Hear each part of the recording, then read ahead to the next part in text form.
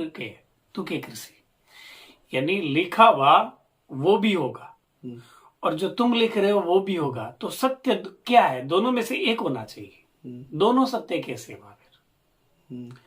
भी सत्य तो एक है ना। बात तो एक ही होनी चाहिए कि अभी सवेरा है तो दिन ही होना चाहिए, और अभी दिन है और अभी रात भी है। दोनों बातें कैसी भी नहीं। या तो ये होना चाहिए कि लिखा हुआ वही हो, या फिर वो होना चाहिए कि जो तुम चाहोगे वही होगा। दोनों में से एक बात होनी चाहिए। अब क्या हुआ, ये दोनों बातें जिसने भी कही है और जहां भी लिखी गई है ना, उसका प्रपंच अलग रहा है। उसका प्रपंच अलग रहा है।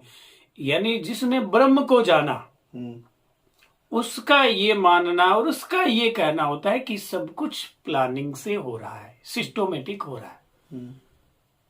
जिसने ब्रह्म को जाना वो कह रहा है स्वतः हो रहा है, और जो करता है वो कह रहा है जो चाह रहा है वो हो रहा है। ये दोनों भाषाएं अलग अलग स्टेज की है, एक स्टेज की नहीं है, अलग अलग स्टेज की है, यानी अलग अलग स्तर की बातें हैं। अब ब्रह्म बोध की बातें आती है तो ब्रह्म बोध में कहते हैं कि इंसान का एक बीज है, वैसे पेड़ का एक बीज है, और बीज बड़ा होगा। जैसे इंसान की सारी चीजें सिमिलरिटी है, यानी आंखें सबके हैं, कान सबके हैं, पैर सबके हैं, तो आम के पेड़ भी सारे एक जैसे ही है। आम के पेड़ है वो भी सारे एक जैसे ही है, बकरियां वो भी सारी एक ही जैसी है, और किसी से किसी की मैचिंग नहीं होती। यंगी फिंगरप्रिंट मैच नहीं होगा, आंखें मैच नहीं होगी, और एक पेड़ दूसरे पेड़ से मैच नहीं होगा। आम का पेड़ होते हुए भी कोई छोटा होगा, कोई बड़ा होगा, किसी काम कितने होंगे, किसी काम कितने होंगे, किसी में कोई रोग होगा, किसी में कोई रोग नहीं होगा। वैसे इंसान है। तो क्या है कि एक बीज जब उत्पन्न होता है, बीज जब उत्पन्न होता है, तो अब बोले कि बीज उत्पन्न होता है तो बीज तो पेड़ से आया। बोले पेड़ कैसे आया? बोले बीज से आया। इस चीज को जो जान ले, इसकी मध्यस्थता को जान ले, वो ब्रह्म को जानने वाला हो गया। यानी कि ब्रह्म है वही पेड़ है, ब्रह्म है वही बीज है। और इसको संसारिक में समझने के लिए सबसे बढ़िया चीज है ज्योतिष।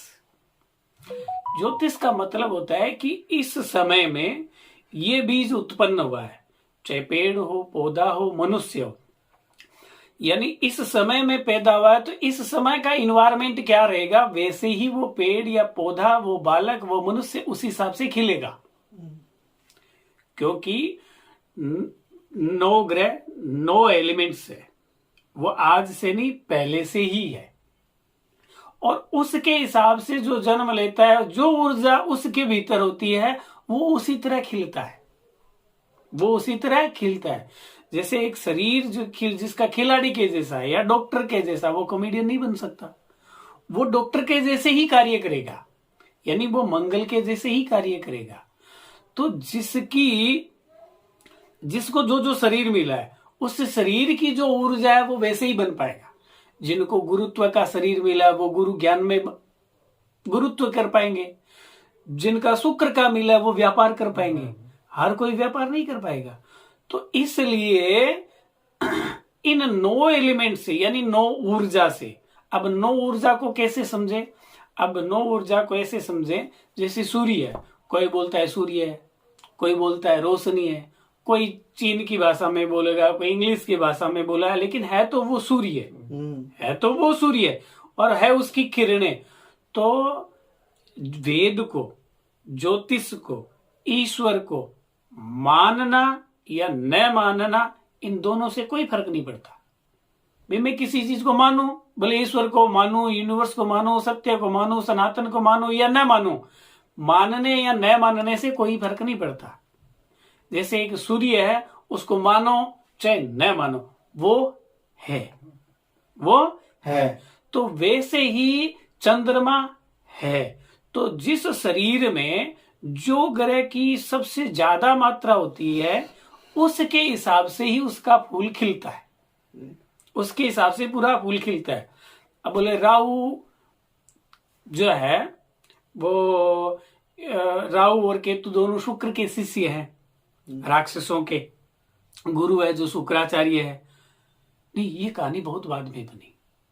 राहु और केतु पहले भी थे, जैसे राम से पहले राम का नाम भी था। ये क्या कहानियां बनती रहती है और जुड़ती रहती है, उस हिसाब से जुड़ती रहती है। सिर्फ राहु और केतु पहले भी थे। अब राहु और केतु है क्या, राहु और केतु है क्या, तो उस हिसाब से जानने से आज कोई भी ज्योतिषी किसी के घर में भी एंट्री करे, जो संसार में आने का रास्ता है वो है राहु। राहु को कहा जाता है माया। और घर का मुख्य द्वार होता है, यानी उसके द्वार से, उस द्वार से आप अंदर गए तो द्वार जो भी है वो राहु है। द्वार जो भी है वो राहु है। अब वो राहु है तो यानी जिसके घर में एंट्री करते, अगर पूजा कर दी क्या, तो उस घर में लिख के दे दो किसी को भी, चांडाल योग पक्का होगा। गुरु और राहु पूजा करे, वो गुरु है। गुरु एलिमेंट्स को प्रेजेंट करता है। अब मेन गेट है वो राहु को। अब मेन गेट से एंट्री करते ही किसी की किचन दिखाई दे तो यानी वो मंगल है, अग्नि है, वो मंगल है। और राहु है, राहु और मंगल की युति होती है तो गृह युद्ध होता है। वैसे ही शरीर के अंदर ये चीजें होती है, वैसे ही ये तत्व बिगड़ते हैं। तो मानवता को सबसे पहला बोध अपनी यानी ज्योतिष का होना चाहिए, स्वयं का होना चाहिए कि शरीर तो मुझे मिला है, इसमें मैं ट्रेवल कर रहा हूं। शरीर तो मिला है, इसमें मैं ट्रेवल कर रहा हूं सिर्फ और सिर्फ। शरीर का मेरा कोई संबंध ही नहीं है। सत्यता तो ये है। और इस ट्रेवल करने में इस शरीर की एनर्जी क्या है, यानी इस शरीर की, जिसको जो शरीर मिला है उसकी वो एनर्जी क्या है, अगर उसको जान ले, उस दिशा में चल पड़े तो वो बहुत कुछ कर पाएगा। अब मान लीजिए कोई भी आदमी बोलेगा कि सब कुछ संभव है, उसके जन्म से ही वो चीज उसके जहन में थी। जैसे कोई कॉमेडियन है या कोई संगीतकार है, वो एक दिन सक्सेस होकर के बोलते क्या, वो उसके शब्द क्या रहते हैं कि सब कुछ संभव है। सब कुछ संभव नहीं है, वो ये शब्द बोल रहा है कि सब कुछ संभव। उसने मेहनत की शुरू से। संगीत यानी जो शरीर कहते हैं कि जो तुम्हारे भीतर की चाहत है ना वो करो, तो भीतर की जो चाहत होती है उसी के अनुसार आदमी आगे बढ़ता है। तो उसको एक विशेष ख्याति, कीर्ति, मान सम्मान जो मिलना चाहिए वो मिल जाता है। तो वो बोल देता है कि सब कुछ मिल सकता है, वो सब कुछ मिल सकता है। अब वो उस स्टेज पे जाके बोलता है, ये नहीं कि कोई आदमी कहीं और फील्ड का था, कहीं और जाके सक्सेस हुआ, उसके जहन में कुछ और था। इसीलिए कहते हैं एक शरीर जो मिलता है उसकी एक ऊर्जा होती है, और वो ऊर्जा, वो फूल खिलना है। आम का बीज गिरा जमीन में, वो खिलेगा। तो न तो आम के बीज तुम हो, शुरुआत मनुष्य का बीज जितना सा होता है, न तो बीज थे, न आज तुम शरीर हो, न तुम आंख हो, न कान हो, न मुंह हो, न हाथ हो, खुद कुछ भी नहीं हो। ये सत्यता है। तो ये सत्यता है। तो इस शरीर के द्वारा परम बोध को जानने की जरूरत होती है कि मानवता का जन्म जो होता है वो इसीलिए मिलता है कि बोध को प्राप्त हो, यानी ज्ञान को प्राप्त हो। और होश में, चाहे उसको होश बोल दीजिए, चाहे ज्ञान बोल दीजिए, चाहे कुछ भी बोल दीजिए, यानी बोध की प्राप्ति हो। अब बोध की प्राप्ति में कहा जाता है स्वयं का भगवत स्वरूप हो जाना, परमात्मा के स्वरूप हो जाना। भीतर से परमात्मा के स्वरूप को स्वीकार कर लेना। अब जिसने भीतर में परमात्मा के स्वरूप को स्वीकार कर लिया वो परमात्मामय हो गया। जैसे 7 चक्र हैं और 7 शरीर है, वैसे ही इंसान भीतर से जो देखता है ना वही उसको दिखाई देता है। मान लीजिए भीतर से जिसको नशा दिखाई देता है ना, वो हर जगह नशा ही नशा ढूंढेगा। जिसको धन दिखाई देता है या जिसको गाड़ी दिखाई, जो भीतर देख रहा होता है ना भीतर में, वही उसको बाहर दिखाई देता है। पूरे रास्ते से गुजर जाए उसके सिवाय उसको कुछ नहीं दिखाएगा। अगर कोई कपड़ा देख रहा है, कि कोई लड़की देख रहा है, कि कोई गाड़ियां देख रहा है, कि सोने की अंगूठियां देख रहा है, कि कोई बड़ी बिल्डिंगें देख रहा है, कि कोई युद्ध देख रहा है, यानी जो भीतर से देख रहा है वही बाहर दिखेगा। जो भीतर से देख रहा है वही बाहर दिखेगा। तो जिसने भीतर में परमात्मा को, स्वरूप को देख लिया, उसको हर जगह परमात्मा दिखेगा, उसको हर जगह परमात्मा दिखेगा। और शब्द जो होते हैं ना, वो ब्रह्म होते हैं। शब्द को ब्रह्म कहा गया है कि शब्द जो है ना, कि राम नाम, कृष्ण नाम, यानी नाम, नाम जप, शब्द को ही ब्रह्म कहा गया है। शब्द है वो ब्रह्म है। और मन और रूप की है सृष्टि, स्वरूपों की जो है, मन की और स्वरूप की, इसीलिए मनो और सत्स्वरूपा से सृष्टि है। ये मन और रूप की सृष्टि है। अब दूसरा वाला है, बोलता है कि जो चाहते हैं वो हो जाता है। यानी उसने भीतर से ये जाना है कि मैं बचपन से संगीत गुनगुना रहा हूं, मैं संगीत बहुत बढ़िया कर सकता हूं, मैं बचपन से कॉमेडी आर्टिस्ट कुछ बनना चाह रहा हूं, तो वो बहुत बढ़िया बन सकता हूं। दुनिया ने क्या बोला वो किसी को नहीं सुनाई देता है। जो खुद सुनना चाहता है ना, उसको वही सुनाई देता है।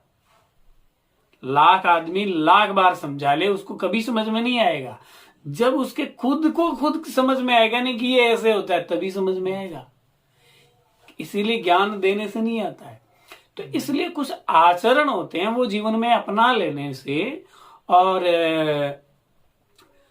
चाहे वो नवग्रह की बात हो, चाहे वे मनुष्य के जीवन की बात हो, क्योंकि मनुष्य जो जीवन मिला है ना, इस सृष्टि में समस्त बोध में यह आता है कि मनुष्य जीवन है वो भगवान का, यानी परमात्मा का साकार स्वरूप है। यानी मनुष्य रूप में ही साकार स्वरूप में और परमात्मा विराजते हैं। तो ये स्वरूप मिला है, तो हर पल को जीने के लिए मिला है, रोने के लिए थोड़ी मिला है। पल पल रो करके मरने के लिए थोड़ी मिला। मरना तो कल है, मरना तो एक दिन सबको है। यानी जो बीज उत्पन्न हुआ वो डिस्ट्रॉय पक्का होगा। जो बीज उत्पन्न हुआ है वो खत्म पक्का होगा। शरीर मिला है वो खत्म जरूर होगा, क्योंकि वो जो 5 तत्व से बना है, 5 तत्व से बना है। अब बोले बीज सुरक्षित, बीज ये जो 5 तत्व, ये जो 9 प्रकार की एनर्जी है, जिसको नव दुर्गा बोल दीजिए, चाहे नवग्रह बोल दीजिए, 9 प्रकार की एनर्जी है, वही सब कुछ बनाती है। तो वही सब कुछ इसमें खेल चलता रहता है।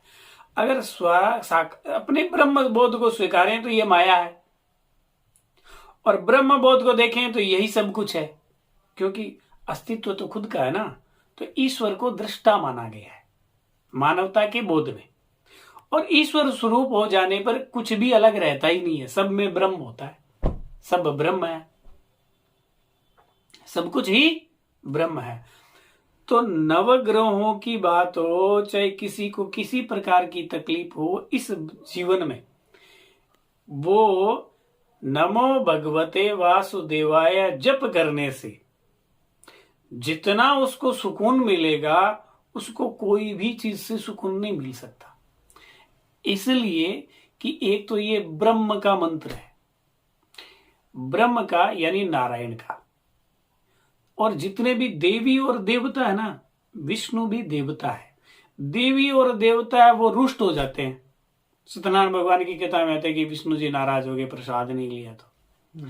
और नारायण कहते हैं मैं कभी गुनाह देखता ही नहीं। परमात्मा कहते हैं मैं कभी गुनाह देखता ही नहीं हूं, मेरे लिए गुनाह है ही नहीं।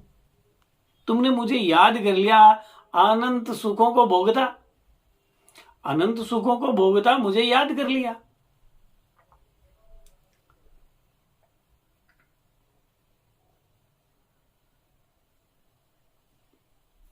इसी प्रकार से जो जीवन में इस मंत्र का जिसने जप किया, वो 5 तत्वों को भी बैलेंस कर लिया। 5 तत्वों को, पृथ्वी जल अग्नि वायु आकाश, भय ग वा न या भगवती या भगवत प्राप्ति, सभी यही बोलते हैं भगवत प्राप्ति होनी चाहिए। इसमें ग है वही ज्ञान है, ग है वही बृहस्पति है। यानी आपका अग्नि तत्व ग शब्द से, जो भीतर में अग्नि है वो ग शब्द से संतुलन हो जाएगी। शरीर में पृथ्वी तत्व है वो भय शब्द से शुद्ध हो जाएगा। यानी भगवान नाम से या भगवत स्वरूप से या इस महामंत्र को जपने से, इसको कहीं भी जप सकते हैं, इसको कहीं भी जप सकते हैं, इसमें कोई दोष नहीं है, कभी भी जप सकते हैं। और उसको, क्योंकि उसको जप करने मात्र से, शरीर को आदत डालने से, मन को आदत डालने से, कान को आदत डालने से, अपने बुद्धि को आदत डालने के बाद में, क्योंकि मन है ना वो ऐसा ही है गुड़ के जैसा, जहां लगाओ वहीं चिपक जाता है। इसको अच्छा या बुरा कोई लेना देना नहीं है। अगर आपने 10 दिन 21 दिन आपने जिस चीज में चिपकाया, मन वहीं चिपक गया। अब मन उसी चीज की पुनरावृत्ति करेगा। आप महीने 2 महीने 4 महीने इस मंत्र को जपते रहो, ये अपने आप जप करने लगेगा, ये अपने आप जप करने लगेगा। तो इस जीवन में जितनी भी भौतिकताएं हैं, देवताओं से तो सिर्फ वरदान पाया जाता है, लेकिन इस महामंत्र से तो नारद जी ध्रुव जी को दिए थे। जीते जी न आग जला सकी, यानी आग का मतलब प्रेत होता है, जल का मतलब भूत होता है, वायु का मतलब पितृ भी होता है, हाँ? तो ये इसी इन्वायरमेंट में रहते हैं, तो उसका न आग बिगाड़ सकती है न जल बिगाड़ सकता है, यानी उसको कभी कोई तकलीफ दे ही नहीं सकता। अगर 5 तत्व जिसको तकलीफ नहीं दे सकते, उसको कौन तकलीफ देगा भाई? कोई नहीं देगा। तो भूत प्रेत तंत्र मंत्र ये सारी है तो एनर्जी का ही, 5 तत्व से ही तो बिलोंग करते हैं। और जिसने इस मंत्र को जप करना शुरू कर लिया, उसके सारे पाप यूं मिट जाते हैं जैसे आंख खुलते ही सपना। यानी इस मंत्र को जप करने से इतना सा फर्क पड़ता है कि आंख खुली सपना गायब, आंख खुली और पाप गायब। क्योंकि परमात्मा भीतर ही बैठा है और वही याद रखता है, कोई दूसरा याद नहीं रखता। यानी खुद ही खुद को याद रखता है कि मैंने क्या क्या किया था। इसीलिए कहते हैं जो सुख और दुखों का कारण कर तुम खुद ही हो, दूसरा कोई नहीं है। दूसरा तुम्हें चाह करके भी दुख नहीं दे सकता, तकलीफ नहीं दे सकता। और जैसे सुख और दुख, दुख बिना मांगे आ सकते हैं तो सुख भी बिना मांगे आ सकते हैं, लेकिन उनके लिए कर्म है। सृष्टि में कर्म है, और कर्म जो है वही अपने आप को बोध कराते हुए, इस लीला को मजा लेते हुए, यानी हर पल को जी लेते हुए जिंदगी बिता दी। बोले मौत है वो शरीर की आई थी, मैं तो कभी मरा ही नहीं था।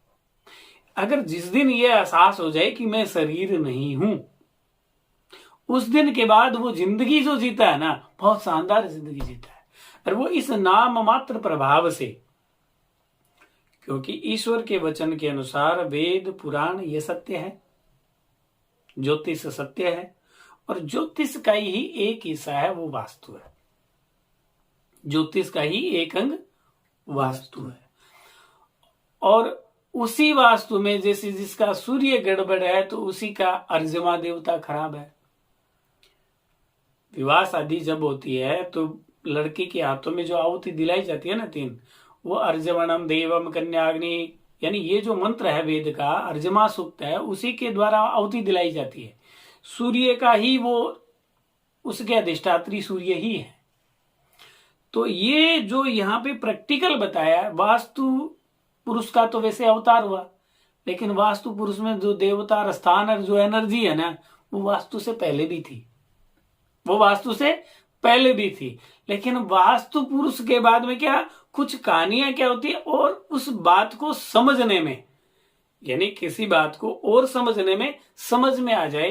जैसे वास्तु का मुंह बता दिया, पांव बता दिए थे, समझ में आता है कि गेट के द्वार पे चौखट होनी चाहिए है, और जो गेट है वो खुल करके बंद होना चाहिए। तो मुंह खुला, यहां गया, अगर यहां बंद नहीं हुआ तो यहाँ नीचे नहीं जाएगा। तो यहाँ पे जितने दरवाजे होंगे, यानी आपने घर में जो जो जगह बनाई है वहां हर जगह दरवाजे होने चाहिए, ताकि वो बंद कर सके, स्टोर कर सके। बिना दरवाजों के खुले धर्मशाला के जैसे नहीं होता। तो इसीलिए उसको समझने के लिए, यानी ये वास्तु के अंदर जो 9x9 जो 81 स्थान है वो पहले से ही है। जोन यानी दिशा होती है। बोले आंखें तो शरीर के ऊपर वाले हिस्से में होती है, ऊपर वाले हिस्से में होती है, होती कहाँ है? होती कहाँ है? तो जैसे अग्नि है, अग्नि कोण में होना चाहिए, नहीं नहीं नहीं, ठीक अग्नि कोण में जो पहला कोष्टक है या पहला जो हिस्सा बनता है वो आकाश तत्व का बनता है। उसके ठीक बगल वाला हिस्सा है वो अग्नि तत्व का है, और उसी का नाम है, वो कहते हैं भी जिंदगी में जिसके अग्नि बैलेंस नहीं हो ना, वो आदमी पागलपन के दौरे में आ जाता है, वो सुसाइड कर लेता है, यानी उसके घर में झगड़ा होने लगता है। मतलब क्या हुआ इस बात का? वो जो देवता है उसका नाम है पूखा। वेदों में उसका नाम, उस अग्नि का नाम पूखा बताया है। जिस अग्नि की वास्तु में बातें की जाती है वो ठीक अग्निकोण में नहीं है, अग्निकोण का पहला हिस्सा छोड़ करके दूसरे हिस्से में है। और उसी अग्नि से, यानी जो आदमी अकाल मृत्यु मर जाए या पंचकों में मर जाए, यानी जो संतुलन से बिगड़ करके मर जाए, उसके लिए चाहे वो पंचक शांति करवाए, जो अकाल मृत्यु की शांति करवाए, उसमें वही पूखा देवता का जप और मंत्र और पूजा विधान होता है। पूखन तव व्रतेन स्तोता, यानी ये जो मंत्र होते हैं इसी मंत्र से उस पूखा की, इसका मतलब ये हुआ कि ये जो चीजें हैं जीवन काल में वेद विहित जो है उसको हम जीवन में अपना लें तो वो प्रैक्टिकल चमत्कार हो जाते हैं। यहां कुछ भी चमत्कार नहीं है, सब कुछ चमत्कार है, क्योंकि परमात्मा तो है और हर जगह है, उसको क्या ढूंढा जाए? जो हर जगह है उसको क्या ढूंढा जाए? परमात्मा को ढूंढना है या परमात्मा को पाना, वो तो हर जगह है।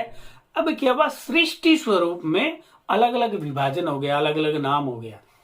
तो वही पूखा सूर्य का अधिष्ठात्री है, यानी जिसके ज्योतिष में आएंगे तो बोलेंगे सूर्य बिगड़ गया, तो यानी ये चीज बिगड़ गई। और जिसका सूर्य सही है तो उसकी ये चीजें सही होगी। तो यानी आप चाहे वो सूर्य की बात कर लो, चाहे वो पूखा की बात कर लो, एलिमेंट्स वही है, ऊर्जा वही है। नामकरण अलग अलग दिए हुए हैं, नाम अलग अलग है, लेकिन चीज वही है, कोई चीज अलग नहीं है। अब बृहस्पति की बात करें, पूजा घर की बात करें, तो बोले चाहे तो आप सोना पहन लो, चाहे आप पीले कपड़े पहन लो, चाहे आप गुरु बना लो, चाहे आप गुरु की सेवा कर लो, चाहे आप मंदिर में सेवा कर दो, चाहे आप वृद्ध यानी जिनको दादाजी कहते हैं उनकी सेवा कर दो, आपका जुपिटर बैलेंस हो जाएगा। यानी जिसको कैंसर हो वो भी ठीक हो सकता है, पागलपन के दौरे में वो भी ठीक हो सकता है। और बहुत सारे लोग होते भी हैं, बहुत सारे लोग होते भी हैं जो कर सकते हैं या जिनके पेरेंट्स करवा सकते हैं, तो वो ठीक भी हो जाते हैं। यानी आप हल्दी खाने से भी ठीक हो सकते हो, सोना पहनने से भी ठीक हो सकते हो, और पीला कपड़ा पहनने से भी ठीक हो सकते हो, आप गुरु की पूजा करने से भी ठीक हो सकते हो, और आप मंदिर की सेवा करने से भी ठीक हो सकते हो। यानी बृहस्पति को ठीक करना है तो बृहस्पति कोई ग्रह नहीं है, बृहस्पति एक एनर्जी है, वो जीवन में हर जगह है। वैसे ही नवग्रह है, यानी 9 प्रकार की एनर्जी है। और जिस स्वाति है, आद्रा है, इन नक्षत्रों के जो मालिक है वो राहु है। तो इसलिए कहता है सृष्टि में जो गलत चीज बनी है ना, जो राक्षस बना है, अगर अंधेरा नहीं होता तो सृष्टि का मतलब नहीं होता, तो अंधेरा भी ईश्वर नहीं बनाया। तो जो अंधेरे में बना ना वो अंधेरे के हिसाब से ही जिए। यानी कुछ लोग होते हैं जो राहु होते हैं लगन से, वो एक तो गंदगी का काम कर लेंगे, खरपति भी बन जाएंगे, क्योंकि वो राहु है, वो जन्म से ही वही है, उस शरीर की ऊर्जा ही वही है, तो वो वहां लगेगी तो परफेक्ट है। अब वही बृहस्पति जिनका लगन है, जिनका सूर्य आ गया, वो राहु के पास जाएगा तो उसको ग्रहण लग जाएगा। यानी इस शरीर की जो ऊर्जा होती है, अब जिसका शरीर शुक्र है वो सोना पहन लेगा, शुक्र की और बृहस्पति की बनती नहीं है तो उसका शरीर बैलेंस बिगड़ जाएगा। तो ये ज्योतिष है, और ज्योतिष का एक छोटा सा हिस्सा है वास्तु। तो इसलिए ज्योतिष को जरूर मानना चाहिए, और मानना नहीं चाहिए, समझना चाहिए कि ये है क्या और क्यों है।